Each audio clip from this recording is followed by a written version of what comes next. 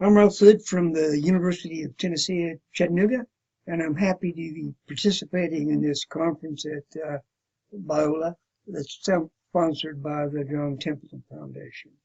And I've titled my talk, The Unrealized Conversation and the Study of Stability and Change in Religion. And I do that for a particular reason. I think that there is the necessity for conversations between various disciplines that claim to illuminate the nature of religion. And I want to argue initially a very simple point that I'll try to illustrate throughout this conversation we're going to have. And that is that it's a mistake to think that there is a clash between science and religion. And when there is a clash between science and religion, it's not a necessity. As Maslow once said, a narrowly conceived religion cannot dialogue with a narrowly conceived science. But there is, and this is a very important point, a necessary clash between religion that accepts the reality of the transcendent and a natural science that denies it. So the clash between scientific naturalism and religious transcendence is a serious clash, and indeed one that is definitionally exclusive. And what I mean by that is I'm going to use some categories of thought presented by James Dittes. And James Dittes was a psychologist of religion at Yale University. And he said there's four options for the psychology of religion that we ought to hold in tension and dialogue. And the first two are ones that can dialogue with one another, but don't dialogue very well with religion. And the first option is that religious variables may be nothing sui generis at all. They're just the variables that psychologists study in other contexts. So church attendance is not different than any other kind of attendance. There's no unique political psychology. And if that's the case, then religions that adhere to transcendence, when they engage psychologists, right, are going to only have the possibility of reductive explanations.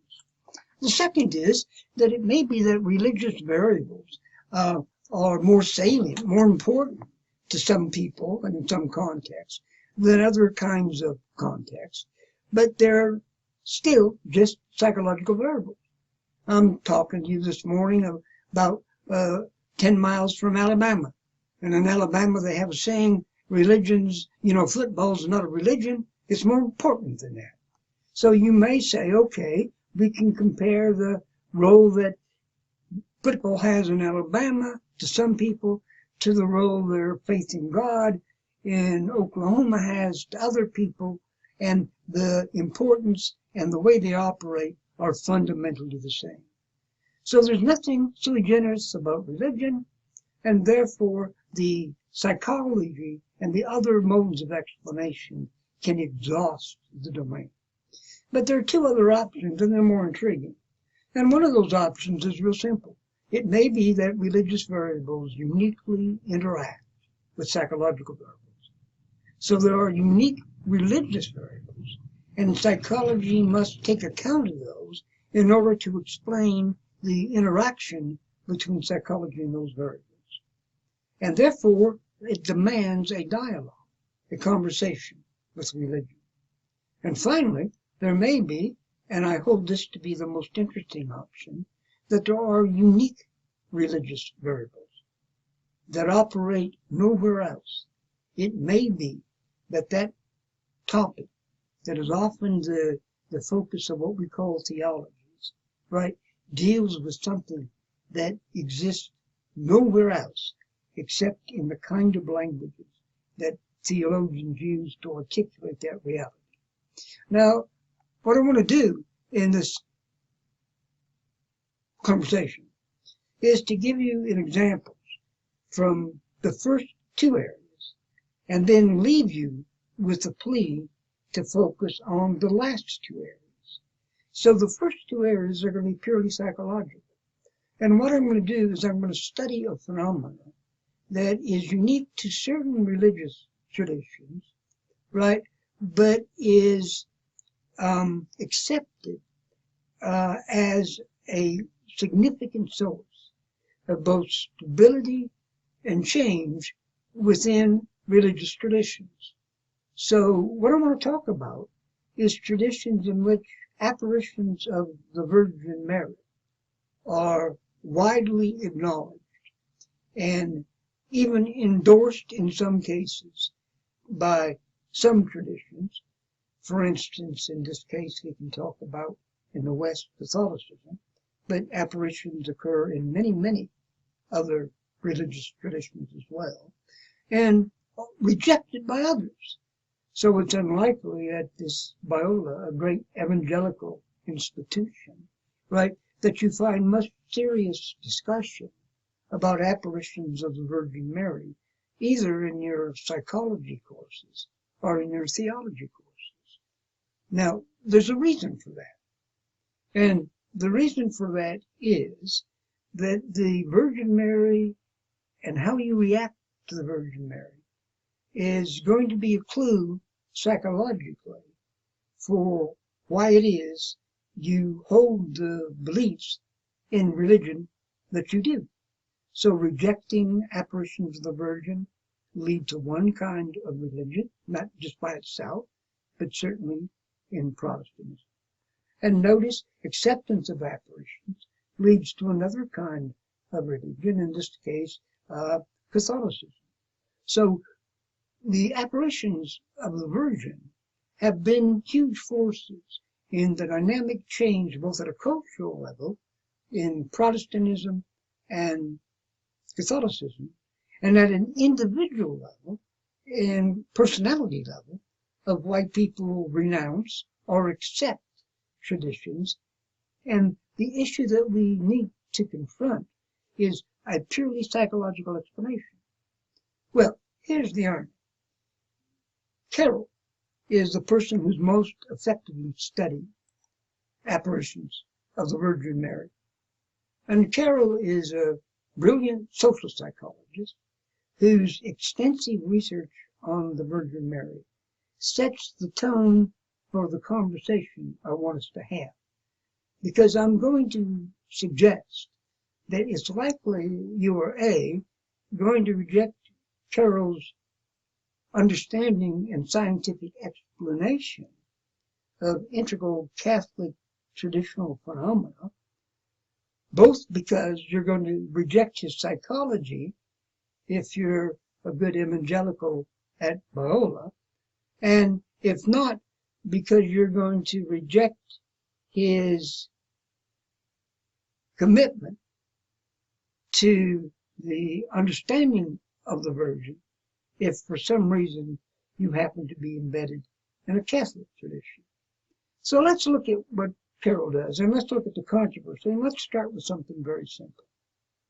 He's trained as a classic Freudian psychologist, and he believes, therefore, in all of the Oedipal drama that we associate with Freud, so that there is this huge tension between the necessary sexual attraction of males to their mothers and their desires to avoid the father.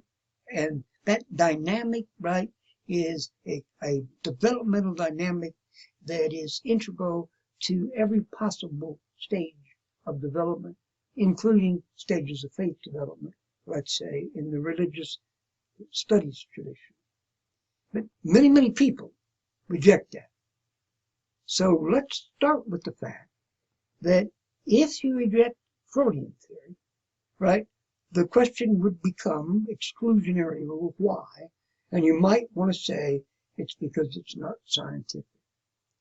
But of course, Freud insisted that psychoanalysis could not be used as a worldview to challenge other worldviews, because psychoanalysis was embedded in a worldview, and that worldview, well, there's a German term for it that's on the side on one of these cards. But is science. But what he was opposed to is its competing worldview.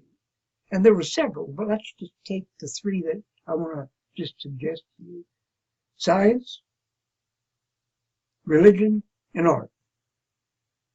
Now, Freud never had a trouble with art because he said nobody ever took art seriously as an ontological claim, right? Art is enjoyed for its own sake. It doesn't challenge science. But religion is a threat because it challenges science. It says there is a transcendent world, divine beings that ultimately are controlling the world. So Carroll builds all of his research up out of the writings that are the social psychology of Freud, totem and taboo, civilization and its discontents, future of an illusion, Mosin and monotheism. There's an infinite number of works of Freud, huge spaces spent looking at religion and trying to give an explanation of religion from a scientific perspective. And it has to be reductionistic. So let's just take two controversial things that Carroll did. The first, he said, let's take a religious practice that occurs worldwide that's very curious. And the practice that occurs worldwide that's very curious is prayer beads. It occurs in many, many traditions, right? And not just the Catholic tradition. But there's a unique example in the Catholic tradition where there's a rosary. And Carroll does an elaborate analysis of the historical emergence of the rosary and the praying of the rosary in the Catholic tradition, as opposed to the praying of prayer beads and other traditions. And he's particularly interested in two things. Why do they pray the rosary in different amounts, different frequencies, in different cultures? And where is the origin of the rosary? And particularly, not the origin in the sense of just having beads, but the origins that you must go through carefully and count and tactily feel each beads, and then associated with the phenomena that the religious tradition, in this case Catholicism, instructs you to engage in. And he said he knows what it is. He said it's an example of what Freud called an anal retentive personality. Now forget the deceptional notion and how silly that sounds if you're not trained in classic Freudian theory. And all that meant for Freud was a concern with orderliness and cleansiness and that personality type, Freud said, needs to have some kind of expression. And the expression that was given to it in the church, right, was that the rosary, pray the rosary. And as silly as it sounds, Carroll said it tells you something. Why, if the rosary was really invented and introduced into France, did it become more common and practiced more freely in Germany, which was the land of Luther? And here's his theory, and I'll put it in a nutshell and then go on, because all I want you to do is to think of something that I know we're going to reject. And that is, he said, the rosary was institutionalized in France and was institutionalized in German Catholic tradition. But it needs support from a personality disposition, because religious practices are ways of expressing certain personality characteristics. And France doesn't have many national characters of a certain personality type. So to put it in a simple phrase, French national character is not anal retentive. But Carroll goes to extensive documentations to say, but it is true within the German tradition. Its national characteristic is anal retentive. So German Catholics, with their anal retentive characteristics, appeal to the Catholic tradition for their expression, and you have this praying of the rosary is one religious ritual that Freud claims he has found the basis in, and it's not dissimilar to other kind of obsessive compulsive disorders that you identify in the sexual. But more importantly, here's what Carol said: why do the Catholics see apparitions of the Virgin? Why do they actually see the Virgin physically present to themselves? And he said he's a Freudian. So we know, as Freud knows, that apparitions are hallucinations. They are not real. So notice James says every experience is real, but how is it real? Well, we don't deny that people see the Virgin Mary. We don't deny that they can hallucinate. But we do deny, if we're natural scientists trained with Freud, that it is the Virgin Mary. And why do we see her as we see her? And the interesting thing is that Carol said, we know there are three things associated with the Virgin Mary. She's more common in the Catholic tradition than in the Protestant tradition, but both give her due reverence. She has a doctrine associated with her that is very curious, and that's the virgin birth. And the logic of the virgin birth, as opposed to the Immaculate Conception, which is the sinless nature of Mary, is that she actually birthed a baby, a being, right, without any form of intercourse. And if you're a Catholic, her hymen was never perforated and remained intact for the rest of her life. She was a perpetual virgin.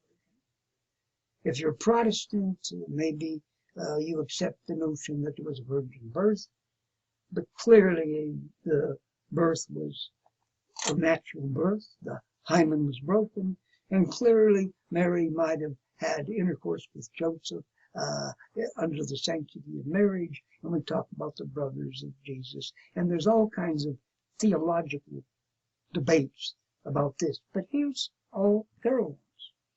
Why is Mary a virgin? I said it's real simple.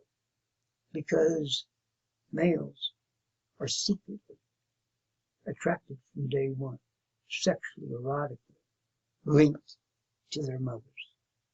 And so the recognition of that, right, in the taboo of fulfilling that, is to idolize a woman put upon a pedestal who is the mother of, if not God, a big debate, at least of Christ.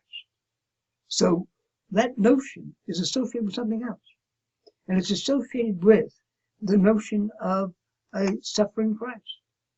So Carol said, wherever you find the cult of the Virgin, and you find it, for instance, in Spain and Italy very strongly, you find the cult of machismo, males who are sexually abusive to women, who are dismissive of women, right? And whose notion is that sexuality is divorced from any woman that you have respect for. And so he said, why would the cult of machismo go with the cult of the Virgin? He said a real simple reason. It's because the cult of the machismo is the cult of the guilt associated with the recognition of the desire for sex with the mother, and also associated with the desire to not have the father, because the father is the one who has the mother. So we know all of this Freudian story. I just want a conversation with it. So here's what he said. Wherever there's the cult of the machismo, there's also the cult of the Virgin. And that's associated with areas in cultures that have what he calls father ineffective families. They have prolonged attachment to the mother, right? The attachment to the mother produces this erotic attraction, which they must repress. They express their sexuality on women that they don't admire and don't respect and don't treat well, and then visualize this perfect woman, this mother, the Virgin, and they strongly have apparitions associated with that. Now, we don't buy that theory necessarily, but here's what happens. I want to say that's theory one, right? That's a reductionistic interpretation that explains it in immense detail. And there's a massive literature documenting that that's empirically solid and sound. But of course, if you reject the premise, the empirical literature is not at all relevant. But there's a second thing. I want to look at the research that I've done. And so Hood said you could do something. You could actually take Carroll's theory, bring it into a laboratory context, and test it. So here's what I want to do. I want to show you some images that are extremely intriguing. And look at this. This is, I'll leave the artist out and the history of the paintings. All of these you can look up, and I've got them on the card there. This is one of the most classic images of the Virgin Mary. And there's many images like this. And the argument that if you are using Freudian theory, you have to argue that that woman is appealing, right? Because she brings out the erotic attraction that males have for their mother. And that seems absurd. So here's what I decided to do. I'm going to go back and do something. I decided to test Carroll's theory by bringing it into a laboratory context. And step two, showing how it is you could manipulate in a quasi-experimental situation the psychological processes that are operating in everyone, whether Catholic or Protestant, that account for the attraction to the coat of the Virgin Mary, and also something else, because of the guilt one feels, right? The attraction to a suffering Christ. So wherever you have that machismo complex, the imagery of the cultural Catholic tradition is filled with erotic images of the Virgin Mary and extremely powerful images of a suffering Christ. So I'm going to argue that let's test that theory and let's take its three components. You need people who come from father ineffective families, have close attachments to the mother. So I have ways to assess that. One of the things we used is Parsons scale. So anyway, we can get people high and low on attachment to their mother, okay? And attachment in this case is really called parental bonding. I don't want to go into any more than that, but these are mama boys, okay? And then what we did is we had independent people who were not Catholic. So I wanted to study people who had no exposure in the official way to the Catholic tradition. That's easy to do in the South. I'm in the South here. Primarily, Catholics are not well integrated into Southern culture. The Southern culture is largely Protestant and largely conservative Protestant. And you can turn on the TV any morning on Sunday and find good Protestant preachers screaming against the horror of Babylon and the Pope is the Antichrist. So anti-Catholicism is amazingly strong here. So what I did is I went through images and tried to get images of the Virgin that were in traditions, some of which were less erotic, some of which were more erotic. So we had people come in and we had them go through images of the Mary and select the ones they liked and didn't like. We interviewed them about them, but we also had them rate them on a scale, right, from on a scale of how nurturing is this image and how erotic is this image. Now, most people don't overtly find it easy to talk about an erotic Virgin Mary. So here are non-Catholics looking, and they find this picture here, right? And what we want is people who look for Mary as nurturing, but also erotic. And here's a picture where Mary is thought to be nurturing, has nothing to do with eroticism. But here's an example of a common theme. where Mary opens up her coat and there's people underneath in. And here's one who's recognized as not nurturing, right? But not erotic. She's got a rather harsh look on her face. But here's the one I want to give you, which is Carol's thesis. This image is found to be equally erotic and equally nurturing. And people don't know how to say why. But if you look at this through the eyes of a Freud, right? And if you look at that coat, this image here forms a perfect phallus. And I know that's offensive to some people, but all you want if you're a Freudian is people can read into unconsciously all kinds of wonderful phallic symbolism. And this virgin, right, incorporates that. She's both erotic and she's both nurturing.